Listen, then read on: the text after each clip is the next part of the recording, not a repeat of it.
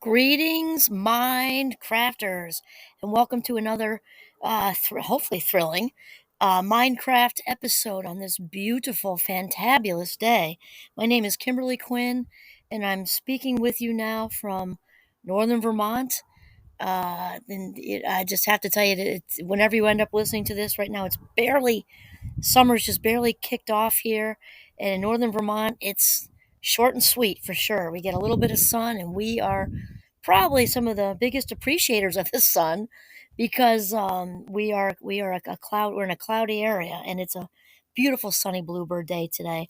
A great day to talk about the topic of win. What's important now? WIN. What's important now? And so this is a little bit of a continuation. I'm on a Greg McGowan kick right now, author of Essentialism: The Disciplined Pursuit of Less. And I'm a big fan, obviously, of our life minutes. I talk about how valuable and precious the most valuable and precious commodity we have is our time, right? Our life minutes. And so this what's important now gels with sort of the mindfulness campaign, the life minutes, the appreciating your life minutes campaign that I've been on for years. And so Greg McCowan talks about focus here, focus. And Thich Nhat Hanh, a monk who I believe has since passed, I think. I've listened to him quite a bit on YouTube. He is just absolutely amazing. I mean, his words just feed my spirit. And Greg starts out his focus chapter like this, with Thich Nhat Hanh saying, "Life is available only in the present moment. If you abandon the present moment, you cannot live the moments of your daily life deeply." So this topic just has me over the top excited to talk with you about today, and it brings in all the everything we've talked about with John Kabat-Zinn. Um, he talks about wherever you go, there you are. That's one of his books. It all just kind of the great thinkers really are saying a lot of the same or similar things, just in different ways. And so Greg starts out by saying Larry Gelwicks coached the Highland High School rugby team to 418 wins with only 10 losses and 20 national championships over 36 years.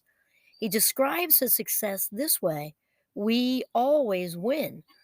With a record like Highlands, he has the right to make the statement, but he is actually referring to something more than his winning record. When he says win, he is also referring to a single question with its apt acronym, what guides what he expects from his players. What's important now? I mean, this is just such a good example that we can use it. Like you're talking about, I don't know, this high school, college sports. I forget if it said that, but it doesn't really make a difference when we can ask that throughout our day, because essentialism, and I am an essentialist in progress. As mentioned in the last one, I'm like a white belt with my maybe one blue stripe, but I'm committed to it. I'm absolutely committed to it, especially at a fabulous 58. It gets easier to simplify, actually. Even though I have a very um, uh, a lot going on with family and my calling. I like to say my calling because it's more than a career. I love what I do. And that said, I still really focus on what's important now. So that's about being in this moment, being present, actively engaged in our life minutes right here, right now. And so then Greg continues talking about this story. He says, by keeping his players, this is Larry Gelwick's players, by keeping his players fully present in the moment and fully focused on what is most important, not on next week's match or tomorrow's practice or the next play, but now, Gelwicks. I'm going to go with Gelwicks. Gelwicks helps make winning almost effortless. But how? And then he says, first, the players apply the question constantly throughout the game. Instead of getting caught up rehashing the last play that went wrong or spending their mental energy worrying about whether they're going to lose the game, neither of which is helpful or constructive, Larry encourages them to focus only on the play they are in right now. This is such a brilliant example. I know for me, with I thankfully, 'cause I'm so extrovert, I love people, and I've kind of I source I guess I've been attracted to the job, and the job's attracted me, calling, because I like that there's so much buzz all day long. Just, I'm surrounded by very good people. Occasional prickly, you'll have that, but not very often. So there's just lots of back and forth. I have lots of interactions all day, and so this is a practice I kind of constantly work on. I'm aware of it, so I'm constantly okay with the 95 things that just came across my computer or in person in the hallway or whatever. It can be all too easy to get sucked in to that talking about something that's 2 months away, and sometimes you have to, if we're in June, and orientation for college isn't until August. Well, it takes a lot of planning. It doesn't just happen at the last minute. So we're not talking about some stuff has to be planned, though in reality, there's a lot of things we just don't need to reside in the past. We don't need to reside there for sure. We don't need to reside in the past or to reside in the future. And the essentialist resides in this moment right now. In this moment right now. So this brings up the second question, which is what's important now that Larry says to his players, this question helps them stay focused on how they are playing, as in this moment. Larry believes a huge part of winning is determined by whether the players are focused on their own game or on their opponent's game. I like that because how often do we watch football or whatever, and that's such a big focus on what that last play, what they did, instead of focusing on your own game. And so Larry says if the players start thinking about the other team, they lose focus. Consciously or not, they start wanting to play the way the other team is playing. They get distracted and divided. By focusing on their game in the here and now, they can all unite around a single strategy. This level of unity makes execution of their game relatively frictionless. Now, if you remember from the last episode, we were talking about the sort of the genius of having the right routine and rehearsing with the visual and practice, practice, practice, practice. I would say that this rolls in here because there is a tremendous focus on what you are doing rather than what the other person or people are doing. So then Greg continues, says, indeed, Larry has a fundamental essentialist approach to winning and losing. As he tells his players, there is a difference between losing and being beaten. When I read this earlier, I'm like, oh my God, that totally was like an aha moment for me right there. Being beaten means they are better than you, and you'll have that in life, right? I like to say there's always a bigger fish. A colleague of mine has that cartoon on his door. It's kind of a good reminder. Sometimes somebody's just better, and then kudos to you, congrats. Um, he said, being beaten means they are better than you. They are faster, stronger, and more talented. To Larry, losing means something else. It means you lost focus. I love this. It means you didn't concentrate on what was essential. It means you didn't concentrate on what is essential. And I love any discussion that has to do with the power of now. And I say that just as a sentence, but that's also a book by Eckhart Tolle. I really also a fan of him. But and this new essentialist track that I am on, I like when Greg kind of makes these little columns and explains how non-essentialism and essentialism are so different.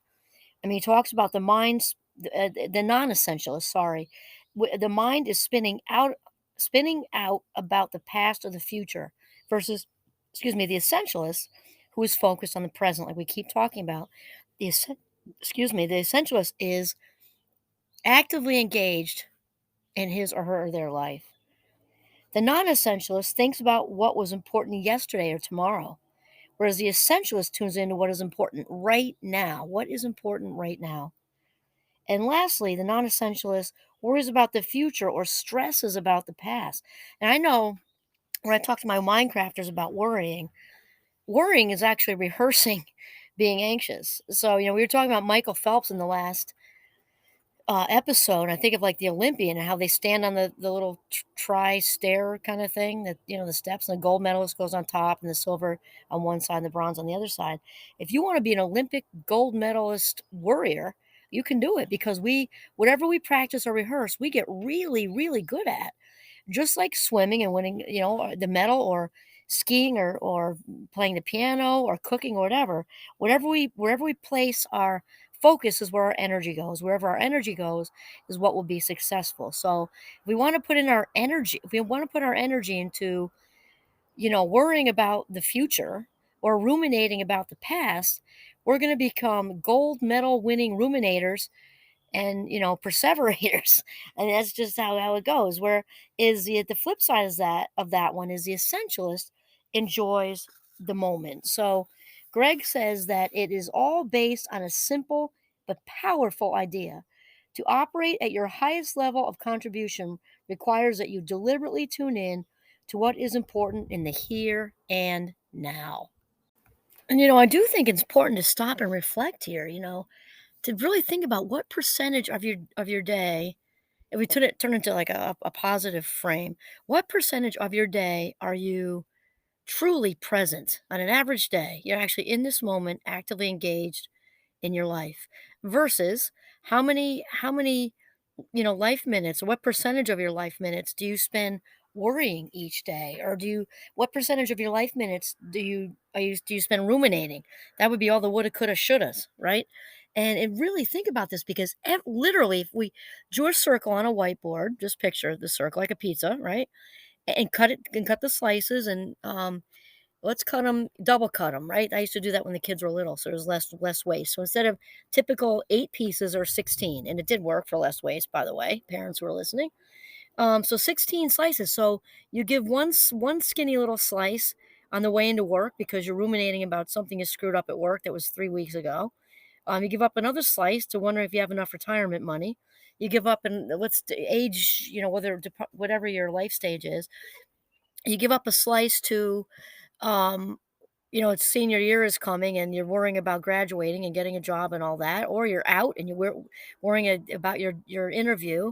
I mean, all you can do is walk in the interview and do the best you can. You can prepare for it by looking up the company or whatever it is you're trying to do, but worrying about it is just pretend like life minutes are, dollar bills, or $20 bills, $100 bills, like I give out in my Minecraft class from Amazon. These big gigantic fake $1 million bills, and light a match to it. Have a visual of that, because that's what you're in essence doing. And so every second we spend worrying about and thinking about the past or future, our life minutes we're taking away from now. So we're therefore, because we talked about it, wherever we put our focus is where the energy goes. So if we're focusing on the past or future, one of which is over, one of which is not yet come yet, that energy is like being placed into, like, I turn it like space or something. It just it doesn't exist. And that takes away from the success of the now, because that energy is literally being ripped up and thrown away, or burned, or let go into space like a helium balloon or whatever. Um so it's super important to know, because it takes away from the here and now. So then Greg goes into talking about the two different kinds of time, which is so cool. He said the ancient Greeks had two words for time. The first was chronos, the second was kairos. The Greek god Kronos was imagined as an elderly, gray haired man, and his name connotes the literal ticking clock, the chronological time, the kind we measure and race about trying to use efficiently. Okay. Now, the next one, I just thought this was so cool. I'm digging this book, I have to tell you. I can't wait for Effortless. That's the next one. Okay, so then he says Kairos. Okay, we had Chronos, the old man image. Kairos is different. While it's difficult to translate precisely, it refers to time that is opportune, right, different. Chronos is quantitative, kairos is qualitative. The latter is experienced only when we are fully in the moment, when we exist in the now. Okay, so this is what we will try to talk about, is kairos is really being fully actively engaged in your life. It's about the quality of our life experience on this planet. And like John Kabat-Zinn says, and also has a book entitled that, wherever you go, there you are. I mean, that's so simple, right? Yet so profound. Wherever we go, wherever our mind goes, that's where you are. So if you're dipping into the past and a super unpleasant experience, your mind is reliving that, literally, chronologically speaking. I meant to say in reality, is I don't know where I got that from. I think from the book, Chronos. So if you dip into the past, your brain sinks into that memory.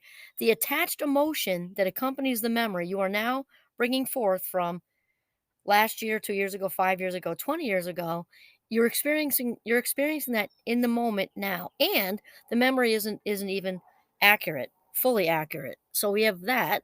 So and if we're in the future, which doesn't even exist yet, we're bringing all that tenseness, all that tightness in the chest area, the sweaty palms, all and maybe a headache, all the other, lovely things that anxiety brings into the moment, corrupting this present moment like battery acid, like just dumping battery acid and ruining this moment. It just doesn't make any logical sense.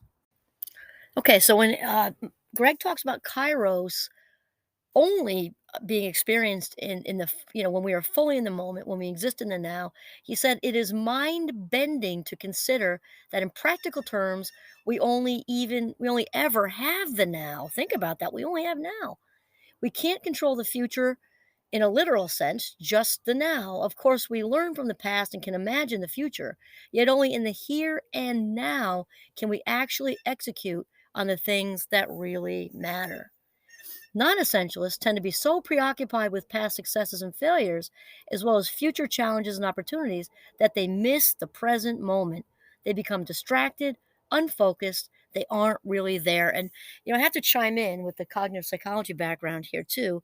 Memory wise, I don't know if people realize because there is no bigger thief than autopilot in the world. I mean, when we zone out and just like let our mind to go wherever, it's just because the only experiences that are going to make it, neurologically speaking, going to make it onto the bookshelves of long-term memory are those experiences that we attenuate to, kind of a sexy word for pay attention. Only what we pay attention to are we going to keep in our long-term memory on the bookshelves, potentially forever, because contrary to what we used to think with cognitive decline, we don't have to decline cognitively as we age if we do certain things. Now, obviously, we can't control for genetics and early onset, Alzheimer's and things like that, but we can stave off a lot of it. We can prevent it, and we can actually um, grow, change, and excel as we age. And where we place our energy has a lot to do with this. It's all about stimulate, stimulate, stimulate, learning new things, and being actively engaged in the present moment.